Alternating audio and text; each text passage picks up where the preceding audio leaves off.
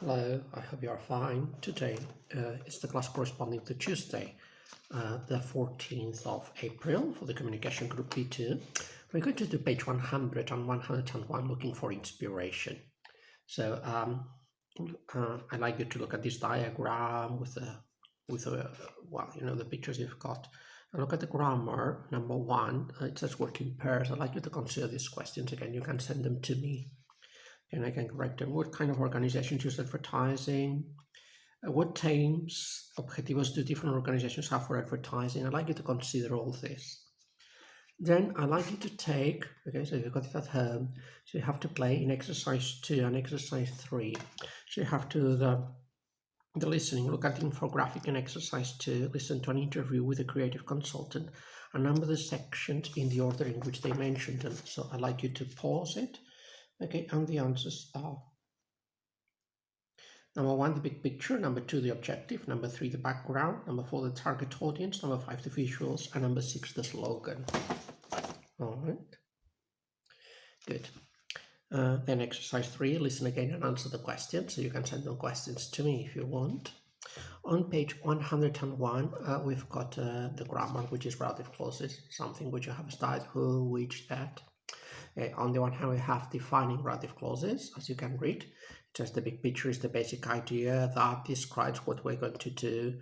The overall goal is something which, again, tells us what the organization wants to continue. The people who, which is optional, we want to reach are the target audience. And finally, that's the part of the process that I most enjoy. Remember that who, in defined relative clauses, who or that, el who, that o el which se pueden quitar siempre cuando no hagan de sujeto de la frase de relativo. En este caso, so who we want, the subject is we, so we can leave who out, and in the last sentence, the process that I most enjoy, the subject is I, so I can omit that. So that's for defined relative clauses. Then we've got non-defining relative clauses. So the slogan, comma, which, remember that after a comma, I cannot write that. Okay, is a phrase or a sentence, comma, should be short and memorable. So non-defined relative clauses give optional information. And finally, we've got what is called reduced relative clauses. You need to look at examples. It says you need to look at the competitors operating in the same areas.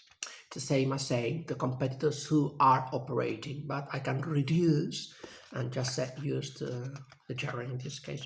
You were responsible for adverts seen by millions. Okay, you say adverts seen by millions. Adverts which were seen by millions. So I can write the participle only. So I'd like you to complete these four sentences that we've got, which are the rules. So pause, and then I'll give you the answers. Number 1, complete the list of relative clauses are pronouns, where, when, whose, that, which, and who. Number 2, which type of relative clause gives information that is essential, defining or non-defining, so it's defining. Number 3 is defining, and number 4 are reduced relative clauses. So now look at exercise 5. Might have 2 parts to make sentences about terms in advertising. So you pause, and I'll give you the answers. Number 1 is which, 2, who, 3, whose, 4, which, 5, where, 6, who, 7, which, and 8, which. Oh, sorry. Okay, so I'm not giving you the right answers.